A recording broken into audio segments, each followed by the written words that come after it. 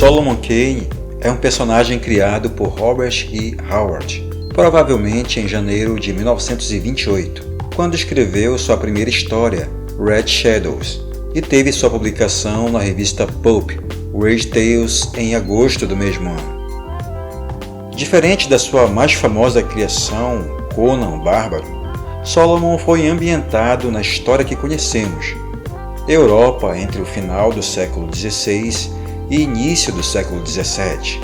Neste caso, sua ficção tem um pano de fundo histórico. Howard concebeu seu personagem como um cristão puritano, espadachim que era obstinado em justiçamento e combatia o mal e sua personificação com violência e morte. Aqui neste vídeo trago este primeiro conto com o texto da editora Generale, traduzida por Alexandre Calari. Lembrando que a editora Pipoque Nanquim está relançando esses contos de forma mais caprichada. O link para a compra estará na descrição deste vídeo. Utilizando este link você ajuda o Crônicas a se fortalecer, sem pagar nem um centavo a mais pelo seu produto. Eu utilizo como ilustração a adaptação feita pela Marvel em 1976, roteirizada por Roy Thomas e desenhada pela lenda Howard Chaykin, famoso por American Flag, e a reformulação de Sombra, entre outros incontáveis trabalhos. Esta adaptação foi publicada na revista americana Marvel Premiere, números 33 e 34, entre dezembro de 1976 e fevereiro de 1977. Futuramente falaremos muito mais de Solomon Kane, mas agora vamos conferir as palavras de Robert Howard, narrando esta aventura que apresentou seu personagem à posteridade.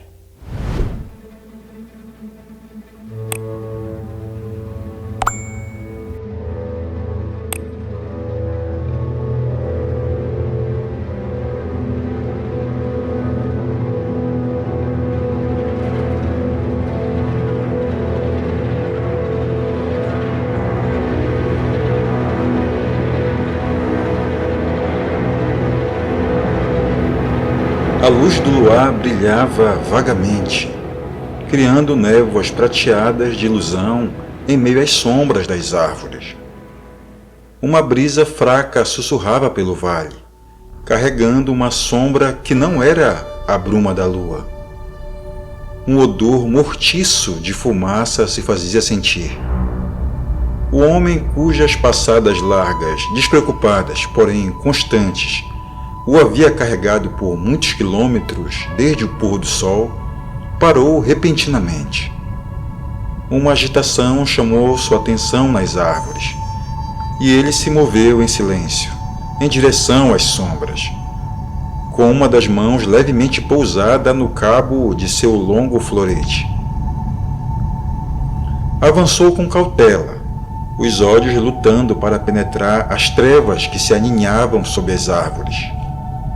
Aquele era um país selvagem e ameaçador, e a morte poderia estar à sua espera sob aquelas árvores. Então sua mão largou o cabo do florete e se inclinou para a frente.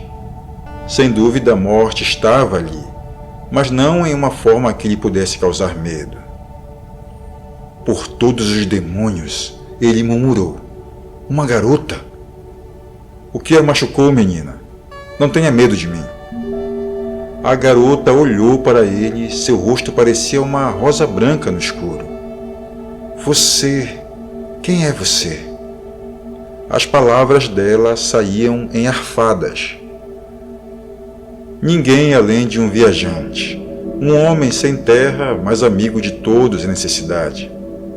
A voz soou de algum modo incoerente vinda do homem. A garota buscou sustentar seu corpo usando o cotovelo, e ele imediatamente se aproximou, ajoelhando-se para colocá-la sentada, com a cabeça apoiada em seu ombro. A mão dele, ao tocar o peito da garota, ficou vermelha e molhada. Diga-me. A voz dele era macia e tranquilizadora, como alguém falando com um bebê. Leloup, ela resfolegou, com a voz esmorecendo rapidamente. Ele e seus homens atacaram nossa vila, 1,5 km, vale acima. Roubaram, mataram, queimaram. Foi essa então a fumaça que eu vi, murmurou o homem. Prossiga, criança. Eu corri. Ele, o Leloup, me perseguiu e me alcançou. As palavras morreram em um silêncio comovente. Entendo, criança. E então? Então ele me esfaqueou com seu punhal. Oh, santos benditos, misericórdia! De repente seu corpo esguio amoleceu. O homem deitou-a sobre a terra e tocou sua fronte suavemente. Morta, murmurou. Levantou-se devagar, enxugando mecanicamente as mãos em seu manto. Uma soturna máscara abateu-se em seu rosto. Contudo, ele não fez nenhum voto selvagem e temerário. Nem fez promessas a santos ou a demônios. Apenas disse friamente: homens morrerão por causa disso. Você é um tolo. As palavras vieram em um rosnado gélido, que coalhou o sangue do ouvinte. Aquele que acabara de ser chamado de tolo apenas abaixou os olhos, taciturno, sem responder.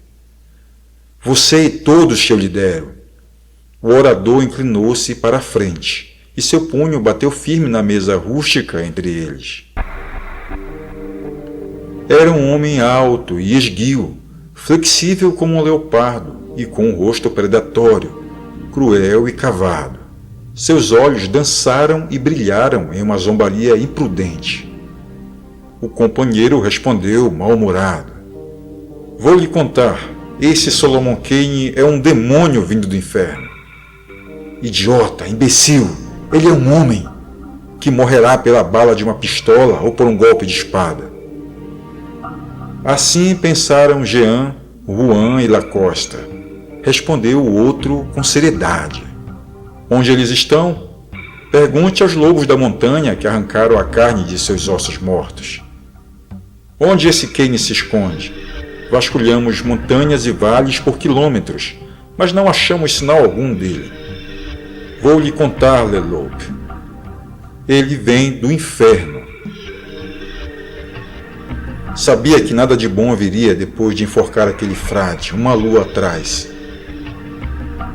Impaciente, Leloup tamborilava a mesa. Apesar das marcas de dissipação e da vida selvagem, seu rosto era de um pensador. As superstições de seus seguidores não o afetavam em nada. Idiota! Repito, o homem encontrou alguma caverna ou vale secreto do qual não temos conhecimento, onde ele se esconde durante o dia. E durante a noite ele sai e nos chacina, comentou o outro de forma pessimista. Ele nos caça como um lobo caça um cervo. Por Deus, Leloup, você chama a si próprio de Leloup, mas acho que, enfim, encontrou um lobo mais feroz e habilidoso. A primeira vez que escutamos falar desse homem foi quando encontramos Jean, um bandido violento pregado em uma árvore com o próprio punhal enfiado no peito, e as palavras SLK entalhadas em suas bochechas mortas. Em seguida, o espanhol Juan foi abatido e, mesmo moribundo quando o encontramos, ainda teve tempo para nos contar que o assassino era um inglês chamado Solomon Kane, que jurou destruir nosso bando inteiro. E depois, Lacosta, um espadachim tão bom que só pede para você. Partiu no encalço de Kane. Pelos demônios da perdição, parece que ele realmente o encontrou, pois achamos seu cadáver trespassado no topo de um rochedo. E agora? Vamos todos cair diante desse demônio inglês? É verdade. Nossos melhores homens foram mortos por ele, devaneou o chefe. Mas logo os outros retornarão daquela pequena viagem até o eremita. Então veremos. Kane não pode se esconder para sempre. Hã?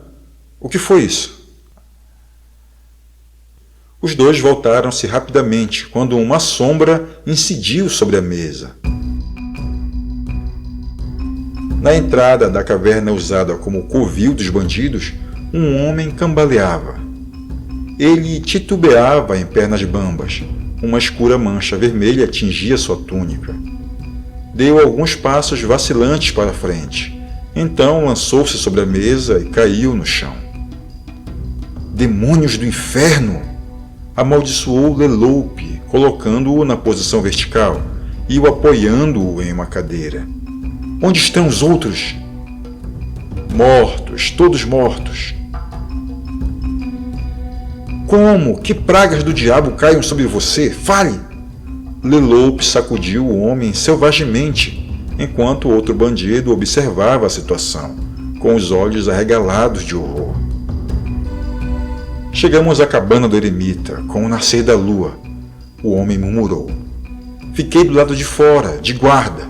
Os outros entraram, para torturar o eremita até que ele revelasse o local escondido de seu ouro.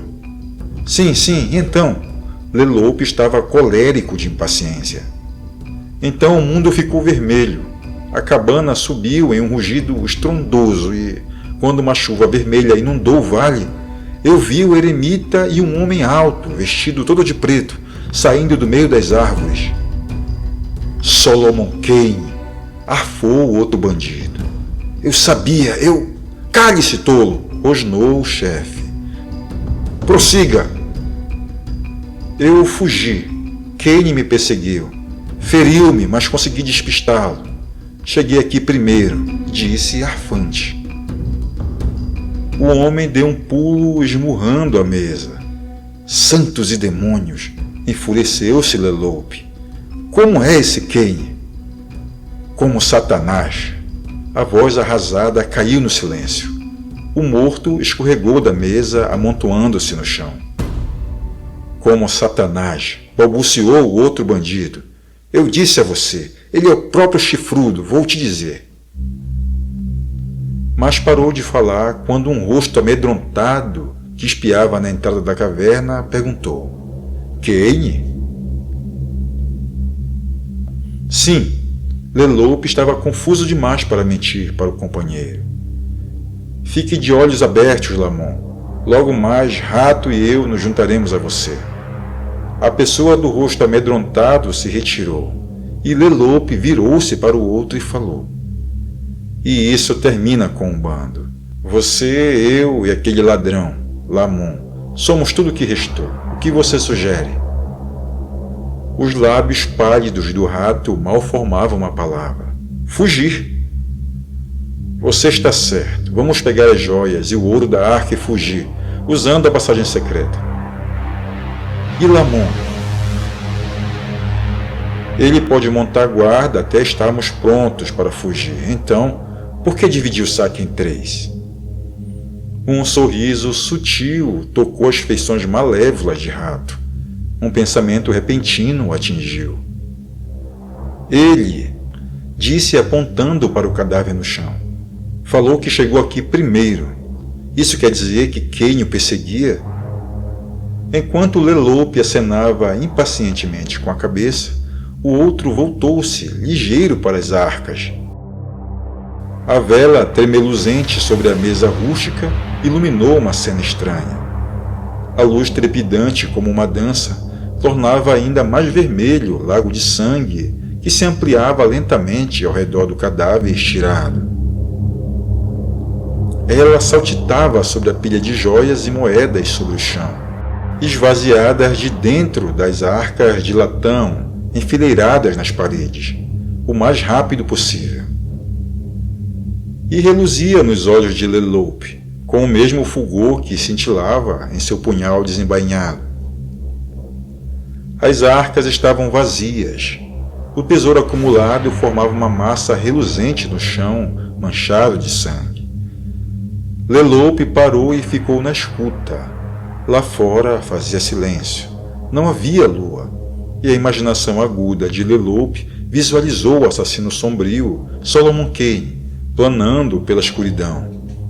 Uma sombra entre as sombras. Leloup deu um sorriso torto.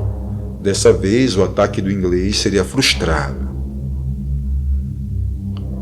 Ainda restou uma que não foi aberta. disse ele apontando a arca. Rato murmurou uma exclamação de surpresa. Curvou-se sobre a caixa indicada.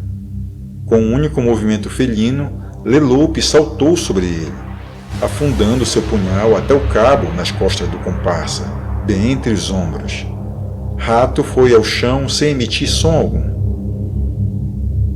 Por que dividir o saque em dois? Resmungou Leloup, limpando a lâmina no gibão do homem. Agora só falta Lamon.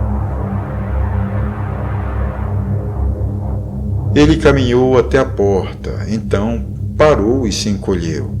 De início pensou que fosse um homem na entrada do covil. Depois teve certeza de que era um homem mesmo.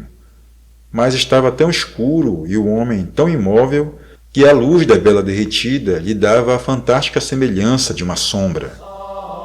Um homem alto, tão alto quanto Leloup, vestido de preto da cabeça aos pés, em trajes fechados e recatados que, de algum modo, combinavam com seu rosto sombrio. Braços sombrios e ombros largos indicavam que ele era um espadachim, tão nitidamente quanto o florete em sua mão. As feições do homem eram tristes e carregadas. Um tipo de palidez soturna emprestava-lhe um aspecto fantasmagórico sob a luz incerta. Um efeito potencializado pela treva satânica de suas sobrancelhas franzidas. Olhos fundos, fixos, miravam o Facínora sem piscar, e, olhando dentro deles, Leloup foi incapaz de concluir de que cor eram. Estranhamente, a aparência mefistofélica das feições vincadas era contrabalançada pela testa ampla, embora esta se encontrasse parcialmente escondida pelo chapéu. Aquela fronte marcava o sonhador, o idealista, o introvertido, assim como os olhos e o nariz reto e afilado denunciavam o fanático. Um observador teria sido arrebatado pelo olhar dos dois homens que lá estavam, encarando um ao outro. Os olhos de ambos denotavam imensas profundidades de poder, mas a semelhança parava aí. Os olhos do bandido eram duros, quase opacos, ainda cintilantes, que refletiam luzes e brilhos mutáveis, como uma estranha gema. Havia zombaria naquele olhar, crueldade e imprudência. Por sua vez, os olhos do homem de preto, sob as proeminentes sobrancelhas, eram frios, porém intensos. Ao fitá-los, tinha-se a impressão de ver incontestáveis braças de gelo. Agora os olhos colidiam e Leloup, tão habituado a ser temido, sentia um estranho arrepio na espinha. A sensação era nova para ele, uma excitação diferente para alguém que não admitia provocações, e ele riu repentinamente. Suponho que você seja Solomon Kane, ele disse, tentando fazer com que suas palavras soassem polidamente indiferentes. Sou Solomon Kane, ressoou a voz de maneira poderosa. Você está pronto para encontrar seu Deus? Leloup respondeu, curvando-se em uma saudação. Asseguro, monsieur, que não estou tão preparado quanto posso imaginar. Faço ao monsieur a mesma pergunta. Sem dúvida, fiz a pergunta de forma errada, disse Kane, franzindo a carranca, antes de reformular a questão. Está preparado para encontrar seu mestre, o demônio? Quanto a isso, monsieur, Leloup examinou as próprias unhas com despreocupação elaborada. Devo dizer que, no momento, posso prestar satisfatoriamente minhas contas à sua excelência chifruda, embora, de fato, não tenha a intenção de fazê-lo, pelo menos por hora. Leloup não se perguntou sobre o destino de Lamon. A presença de Kane na caverna era uma resposta óbvia, que nem sequer precisava dos traços de sangue em seu florete para ser verificada.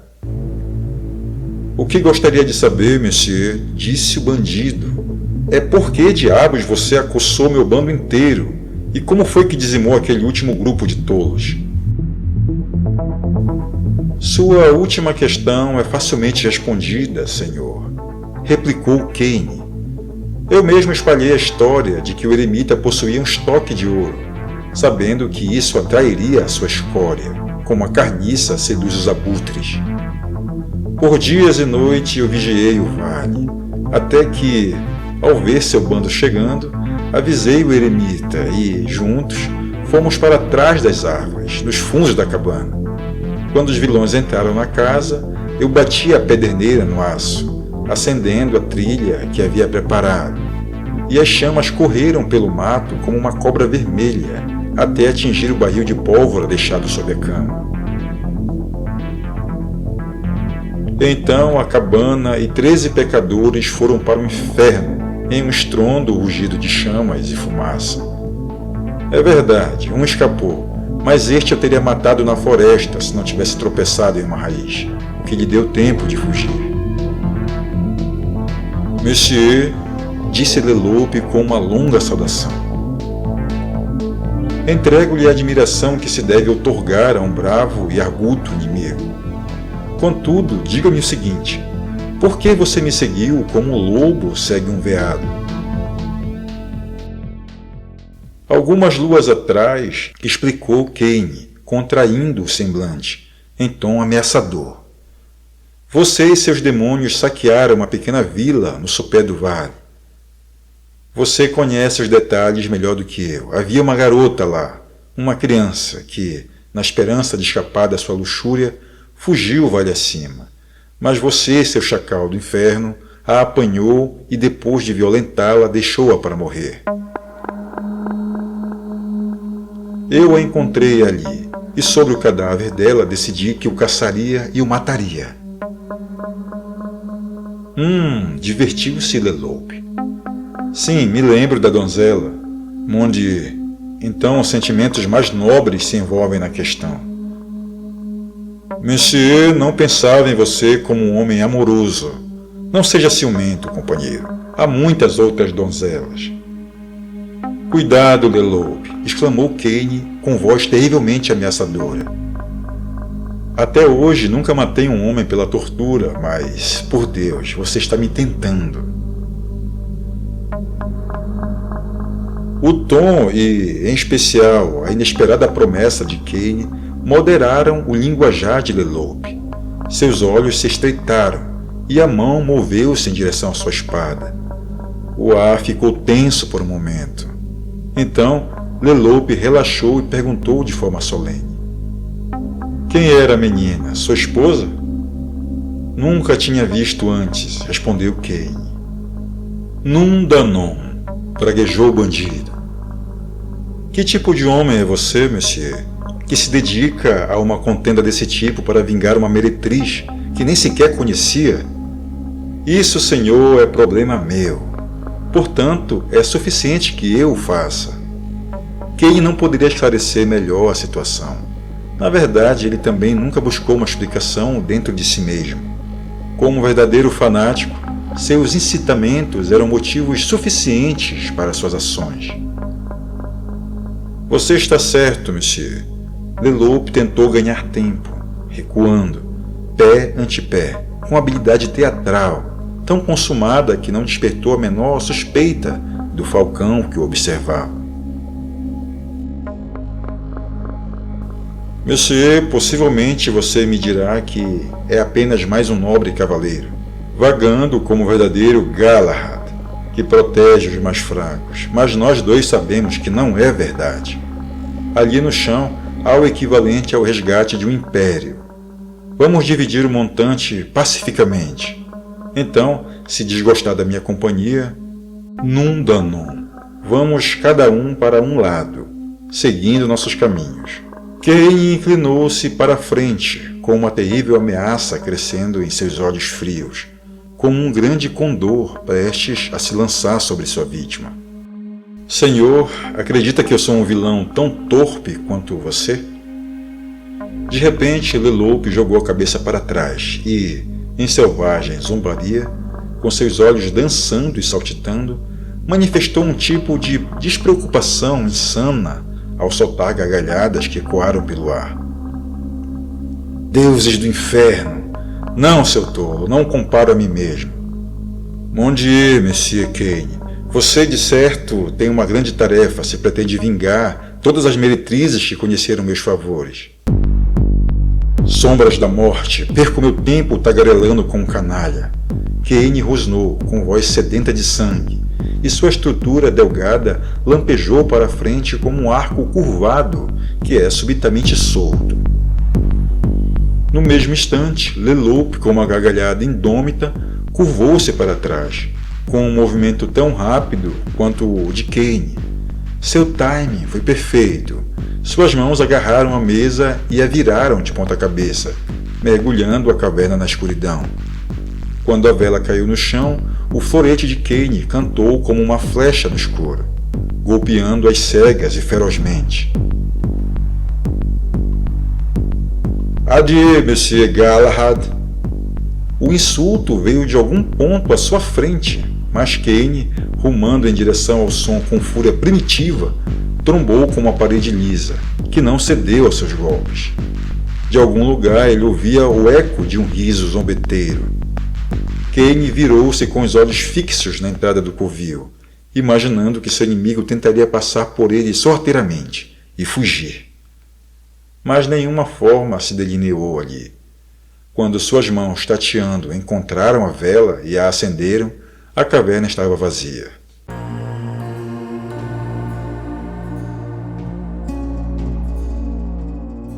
O suspiro veio atravessando as águas escuras. Bom, bom, uma reiteração soturna, distante e mais débil, soou um sussurro de timbre diferente.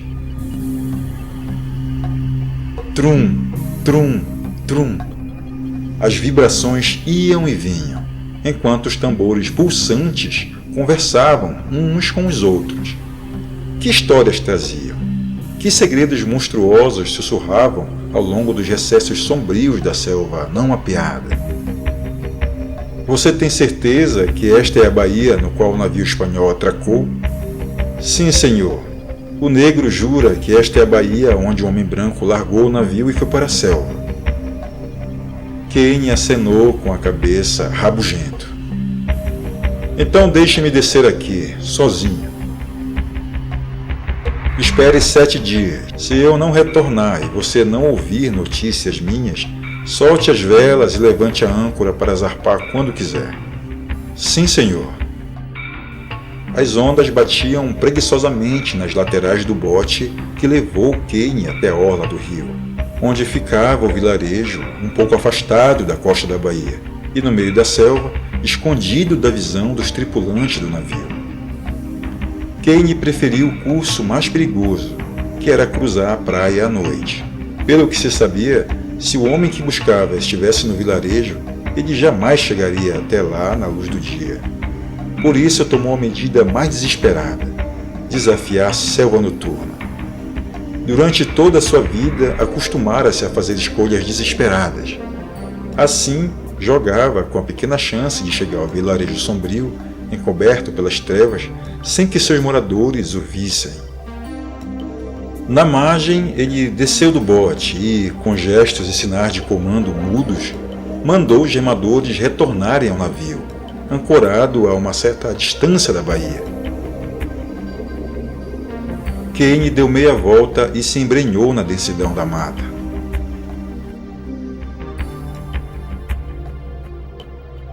Espada em uma mão e um punhal na outra, seguiu em frente, na direção em que os tambores murmuravam e grunhiam.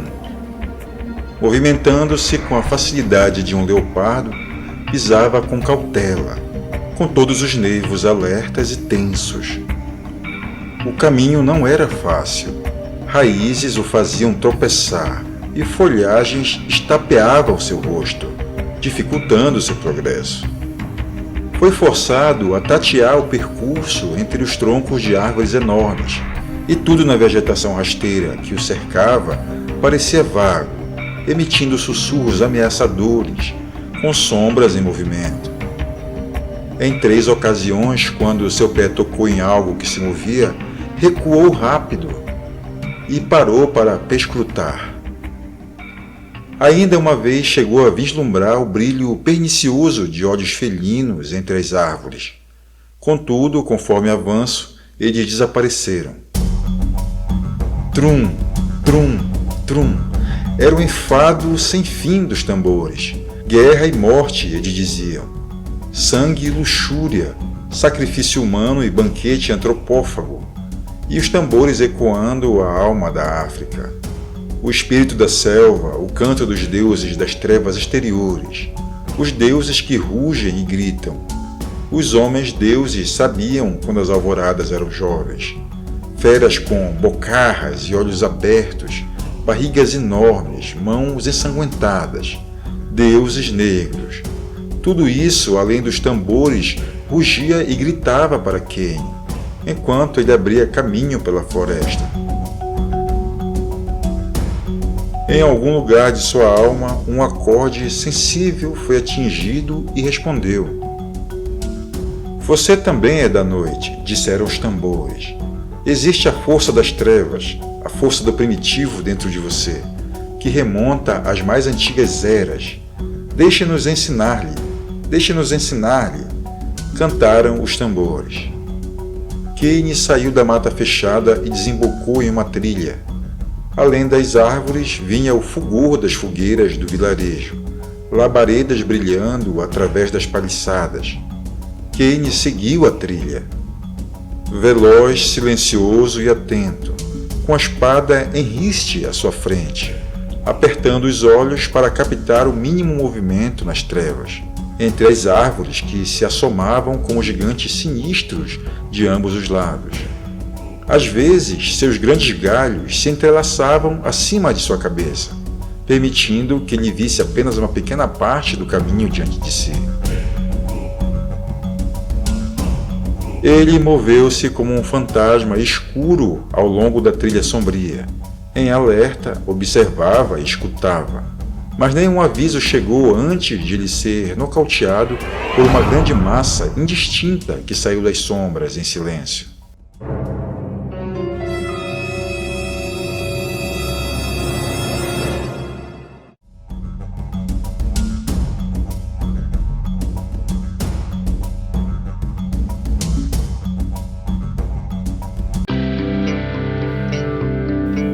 Não esquece de acertar com o mosquete no like. Valeu por assistir até agora. O Crônicas Iborianas é o canal do Conan, do Bram McMurray e do Solomon Kane. Aqui toda semana tem conteúdo howardiano. Aguarde a parte final deste conto a ser postado aqui. Com certeza você vai gostar. E compre o livro do Pipoca Nanquim pelo nosso link da descrição. Agora também você já pode ajudar o canal utilizando a opção Valeu lá embaixo do vídeo. Pode clicar e apoiar nosso trabalho com algum valor. Fique à vontade para contribuir se você puder. E confere aí as playlists do Crônicas. Com certeza você vai curtir o conteúdo. E deixa seu comentário aí para interagir comigo. Pessoal, a gente se vê então daqui a pouco no próximo vídeo. Valeu, tchau!